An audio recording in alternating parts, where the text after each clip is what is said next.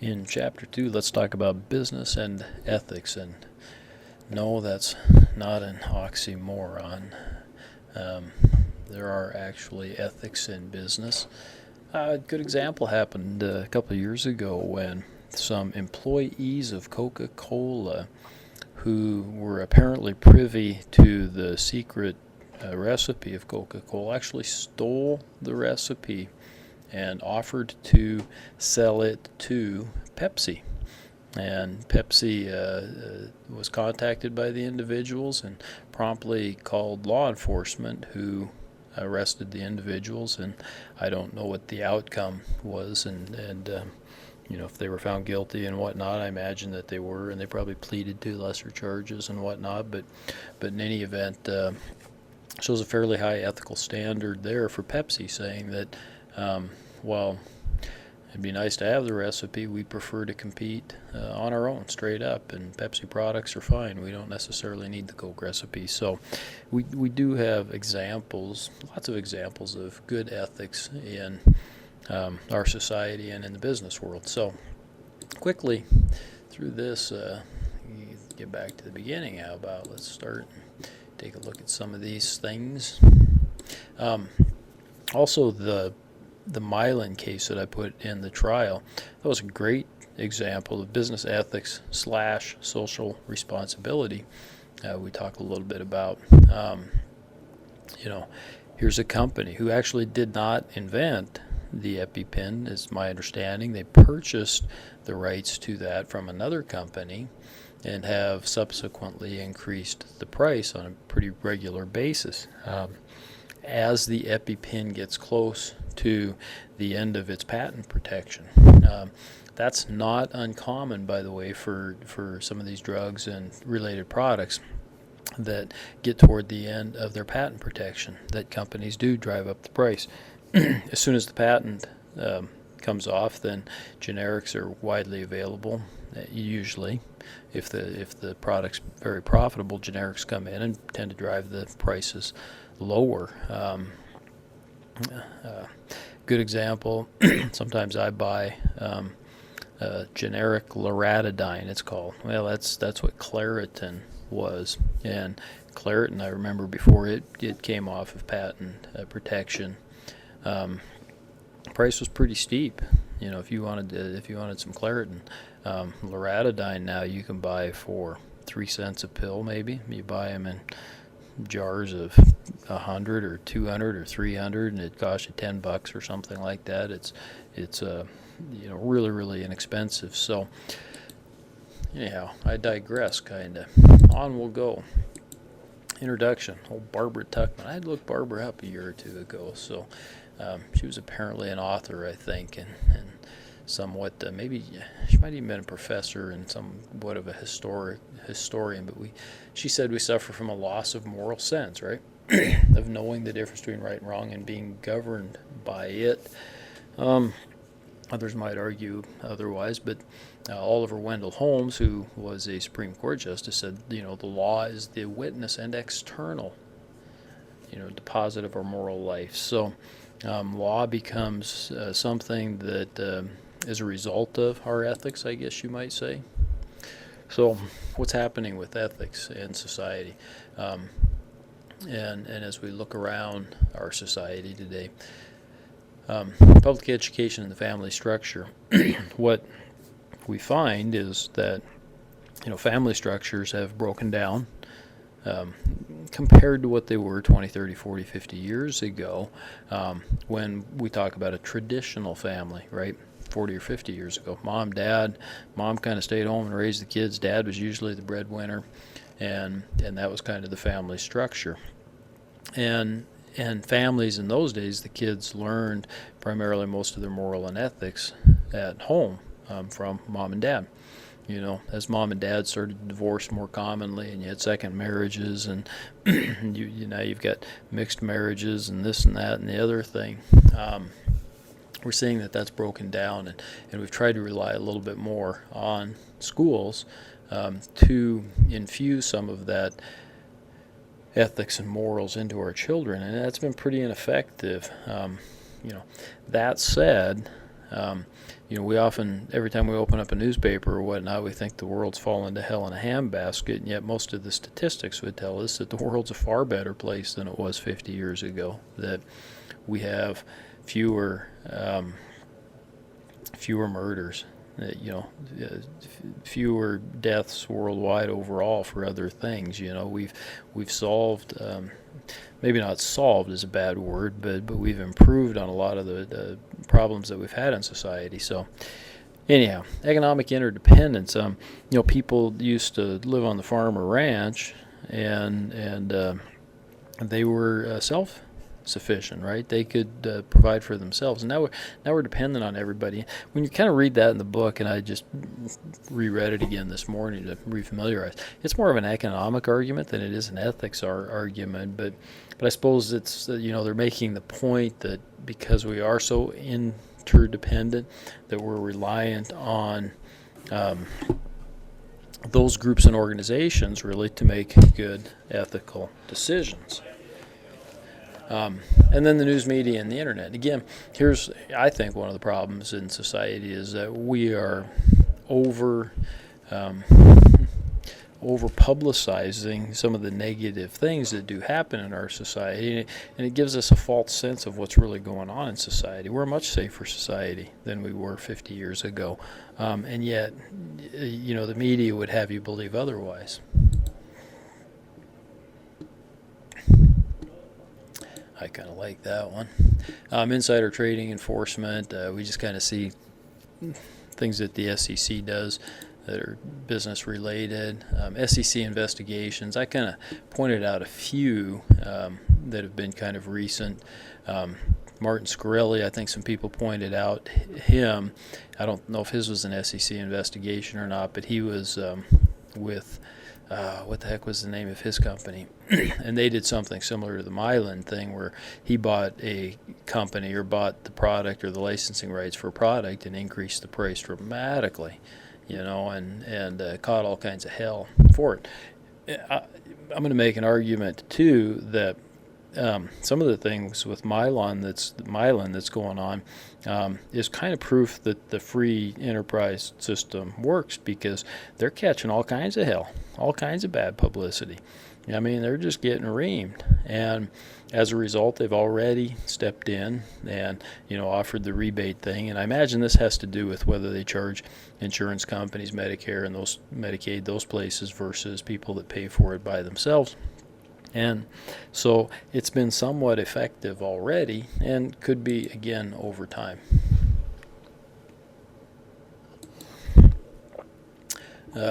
Enron for a while was the classic case in ethics.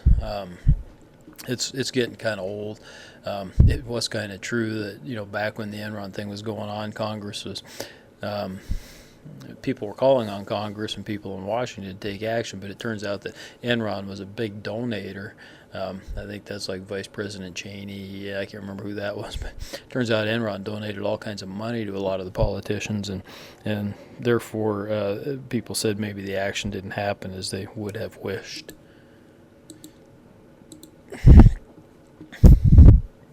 Kind of some things that we've already talked about, right? But if we don't have good ethical structure, then the government may step in. And many of you said that about the Mylan thing, right? Should the government step in then and regulate that? Oftentimes our first reaction is yes. I tend to be a little more standoffish and say, government regulation hasn't always proved to be really good, and sometimes hurts the very people that it's intended to help. And examples of that abound, but there are other times when government regulation has been very successful and works well. So, oops, I forgot. Read this at the bottom. Paul Harvey, and you got to be old like me to remember Paul Harvey, but he used to do a noontime radio talk thing, and when I was younger, honest to God, like helping working out on the farm or whatnot, at noon o'clock when Paul Harvey came on, everything shut down, and you spent your 10 or 15 minutes listening to Paul Harvey. That was just an absolute. 2009, a little while ago, 49% of employees surveyed reported observing ethical misconduct. But we all kind of see that, right? And the degree of the ethical misconduct can be extremely important, and sometimes that's hard to say. Um, I'm trying to think of some good examples. The person that takes the company whatever writing utensil home, they stick it in their pocket accidentally, is completely different maybe than the person that's really trying to stick it to some customers or some other employees. Okay? And yet each is maybe an example of ethical misconduct. So morality, right? Values that guide our behavior, right versus wrong. Sharing moral values. We promote these things, and yet again with marriages that have split and all kinds of things like that going on, I don't think that we infuse the types of moral values that we used to in kids. Businesses have to be sensitive to different moral values, and oftentimes again they're required by law in terms of treating some of the things that have happened recently, just in the last year or two, with the increase of gay rights and whatnot in the LGBT community, and you've got small businesses around the country that have, in some cases, refused to serve them, and they've been taken to task for that refusal. And be a great argument. To have it would be a great discussion to have in an ethics class. Is that right or wrong? Are they standing up for what they believe, and should they be allowed to? Or, are businesses operating under the laws of the U.S. and then it should be required to provide those types of things? I don't know. Law, then, rules of conduct that we institute by the state. And generally, those have come from our values and morals through time. Two systems, right? Formalism, which ethics involves duty. Formalism tends to be more like the Bill of Rights or the Ten Commandments or those types of things, more of an absolute morality. Thou shalt not steal, thou shalt not do those things. Was it Kant or Rawls that had the categorical imperative, and the other one had the other one, and I don't remember which is which, and I don't know that I see. Rawls had the social contract, I think, and Kant had the categorical imperative, right? Which was, you have a moral duty to act in the way you believe everyone should act. So kind of the golden rule thing: treat others as you wish to be treated, but act like you would expect others to act. And the social contract, right? Is kind of like we have an agreement, right, that we should have an agreement with society to act in certain ways. Okay, deontology is simply saying that we have duties. Okay, duties to the law, duty to the rule, duties to our values and morals. Okay, consequentialism is a little bit more. It's concerned with the moral consequences, and what's that mean? That means that it's concerned with the end result.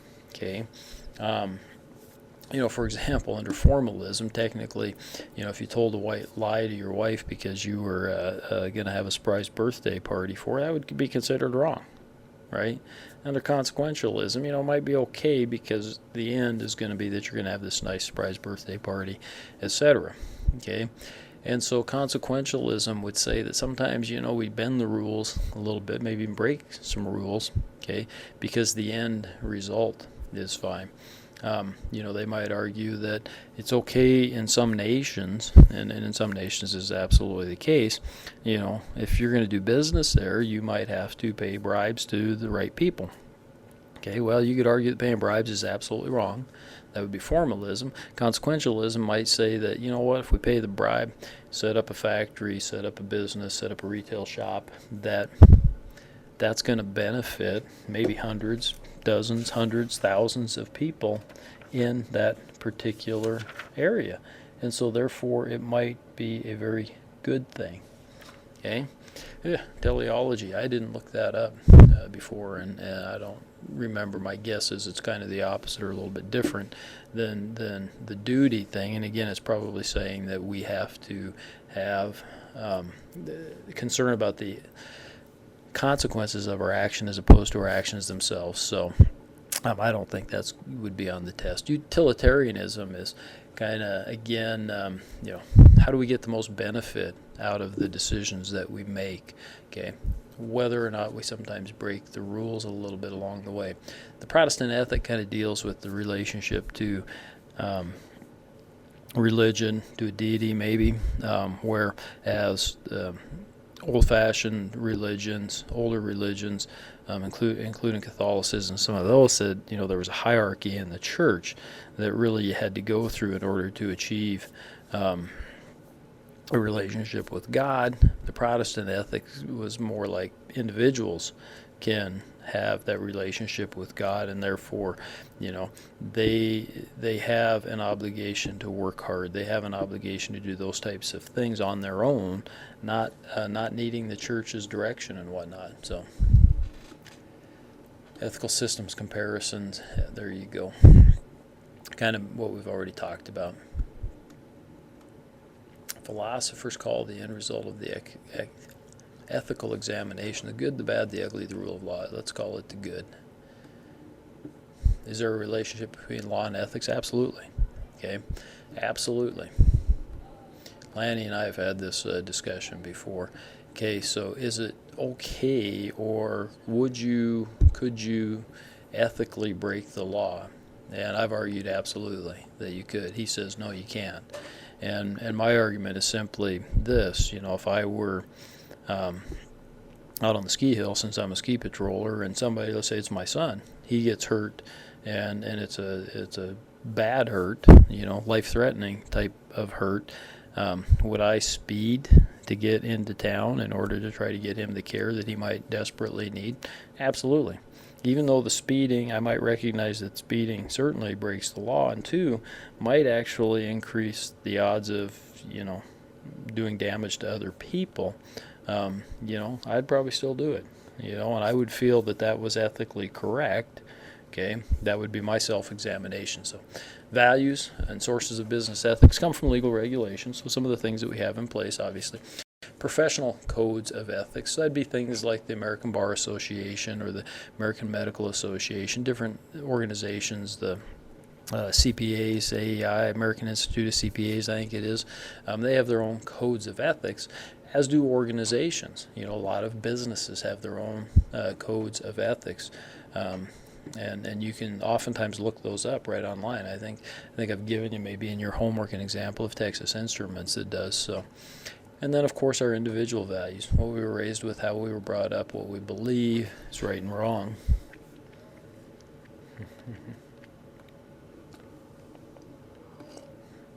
So ethical rules that get drawn from the law, of course, liberty and rights.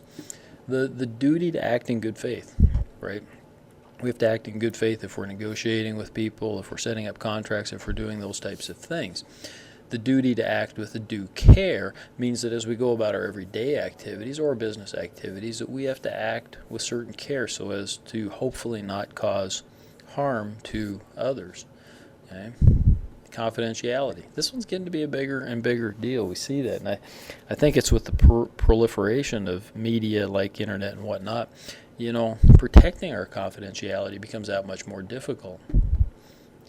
50 years ago, you didn't have to worry about somebody exposing your Social Security number and all. Even if other people had your Social Security number, there wasn't really anything they could do with it. Okay, and so those things weren't a big deal, but now, of course, they are. And then conflicts of interest. Ooh, that reminds me, I think I have to fill out my conflict of interest form for the university, right? And that's, we sometimes, in my current position, I wouldn't have a conflict of interest. I can't hardly think of one here on campus. I guess the exception might be, let's say I decided to serve on a search committee, and all of a sudden I found out that my cousin or my brother-in-law or somebody like that was one of the candidates. That would be an example of a conflict of interest. But they come in place with businesses. The guy at the head of the physical plant. If we're hiring somebody to do some work around campus, again, if he's hiring his brother-in-law or sister-in-law or somebody, yeah, you know, it might be okay as long as you follow the rules to get there. I mean, that's those get to be difficult because, you know, if your brother-in-law or sister-in-law is the best person to do the job, you don't want to not hire them just because they're your brother-in-law or sister-in-law, right? But you got to follow the rules then and whatnot. So professional codes of ethics, again, there's a historic and a tradition to those. Might go back to the Hippocratic Oath type of thing that the doctors took, right? Organizational, sometimes there's a lack of industry codes, okay? And so organizations will do that, you know, by themselves. And again, you see, I think your book even gives you some, occasionally some of the sidebars, you know, quotes from people in business, you know, and the adherence that they have to ethics in their career and what they demand, you know, out of their employees and whatnot, okay? To do it requires these things. There's got to be commitment. It's got to come from the very top. You know, if your leader is not a very ethical person, that doesn't bode well then for the rest of the organization. Okay, and there has to be sanctions then when you violate some of those things. My best advice, well, I'll get to it here, but individual values, you know, self-examination. So what do you know, when you got to make those types of decisions, what should you do? One, you know, you think if the action's right or wrong. Two, you know, will you be proud to tell of your action to other people, or at least not embarrassed? You know, am I willing for everyone to act like me? 4, will my decision cause harm? And 5, will my actions violate the law? So keep those in mind. And yeah, I'm going to give you, you know, in business, you know, I know when I was in business, you often think to yourself, I'm just going to stay out of ethical dilemmas, but ethical dilemmas present themselves in spite of everything or anything that you might do to try to prevent from being involved in them. And that just happens, and it forces you to make some decisions, right, that you have to make. Some of them are easy. I'll give you an easy example. I know our bank used to always buy tickets for a banquet that they used to have in Big Sandy. And it turns out nobody in the bank ever wanted to go. We did it, you know, as support, and so my wife and I would always go down there. Well, they give away prizes, door prizes basically, to make a long story short. And one time we actually won. Pretty nice door prize, you know, worth a few $100s, let's say. It's not huge, but, and, you know, so the easy thing for me to do then was go back to my boss and say, look, you know, I suppose this belongs to the bank. They bought the ticket and whatnot. And my boss said, no, you represented the bank. You go ahead and keep it. Well, you know, again, the ethical decision was pretty easy for me to take that to my boss. Now, I've had probably my worst one that I had was a case where I knew that a person was being scammed, a customer of ours at the bank. Okay, confidentiality would have told me that there's nothing I can't expose. I can't talk to police about that. I can't talk to law enforcement about that. Legally, I couldn't, and ethically, it's kind of said that. I'm sorry, I didn't feel that way, and so I contacted the authorities. It turns out they couldn't do anything about it either, but certainly I had broken probably the law, you know, in terms of exposing or asking or providing information to law enforcement people in hopes that something could be done to prevent the scam. Longer story that's involved in that, but here's some obstacles, and you probably want to know these, right? Not only do we have an emphasis on profit, it's a much more short-term emphasis. You know, companies are required to send in quarterly financial statements to the SEC, and those are analyzed and looked over and scoured by, you know, people in the media and investors and everybody else. And so there's this huge pressure for them to be profitable, and sometimes leaders, executives will skip steps. Okay, the effective group, no individual responsibility. So in huge corporations, right, we have boards of directors and we have management teams and we have all those types of things. And sometimes it's easier, okay, to bypass rules and those types of things, okay.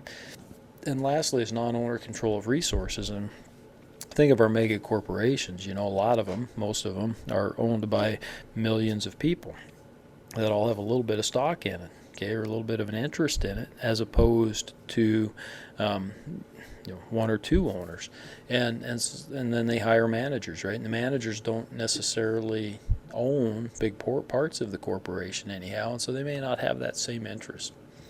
Okay, again, steps, top management, got to communicate. You got to think of the stakeholders. Stakeholders are people that aren't necessarily owners of the company, although they are stakeholders too, but it's suppliers, vendors, people that we sell to, customers, on and on and on. They're all our stakeholders, people in the communities where we do business, etc. So it takes 20 years to build a reputation, 5 minutes to ruin it. If you think about that, you'll do things differently, and that was one of my favorites, Warren Buffett, so that'd probably be on the test. Again, the stakeholder theory says that you take everybody's interest into consideration as you make these types of decisions.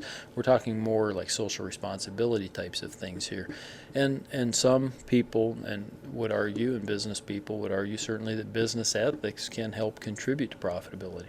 A company that is considered an ethical company will oftentimes attract more customers just simply because of that. You might choose to do business or choose not to do business with companies you don't think are ethical, right? And so ethics in that case can be a business asset. And there's great examples. You could look up one with Johnson & Johnson years ago. Somebody apparently opened up some Tylenol bottles in some store, and they put some junk in it, poison or something, and a couple people got hurt. J&J immediately, though at a tremendous cost to them, they contacted all the retailers and said, "Hey, pull it. We're going to cover it. You pull all those off the shelf. We're concerned that maybe something we did tainted those products," and it didn't. It wasn't that. It was an individual that had gone in and done those awful things, but J&J immediately reacted, and they immediately took money out of the equation and said, "We don't care what it costs. We want to make sure our products are safe," and they were widely hailed for that. And J&J is one of the few AAA rated companies in the world. A business community has to be concerned and sensitive to society's changes, of course, as we're going through. Really some radical changes over the last 5, 8, 10 years, in terms of rights. 5 years ago, gay couples in Montana had 0 rights, okay, and gay people really had no rights in Montana. Boy, has that changed. In 5 years, we've had some legal decisions that have changed that, and business communities have to be sensitive to those types of changes. Ethics can also equal leadership, of course.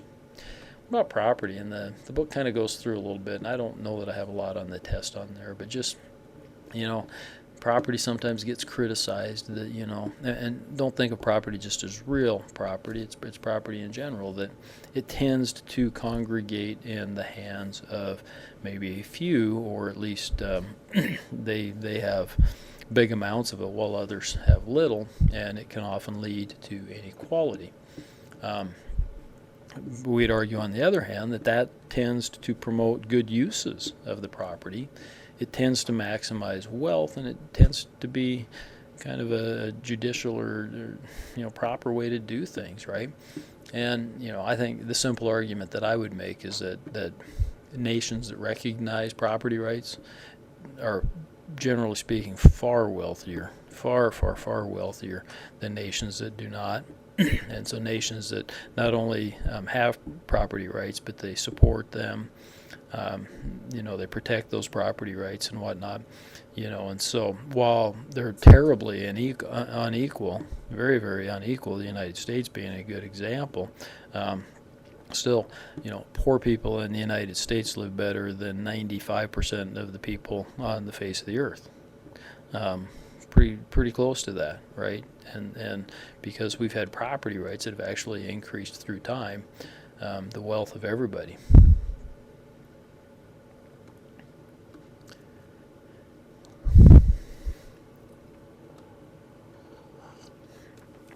People for the ethical treatment of mosquitoes.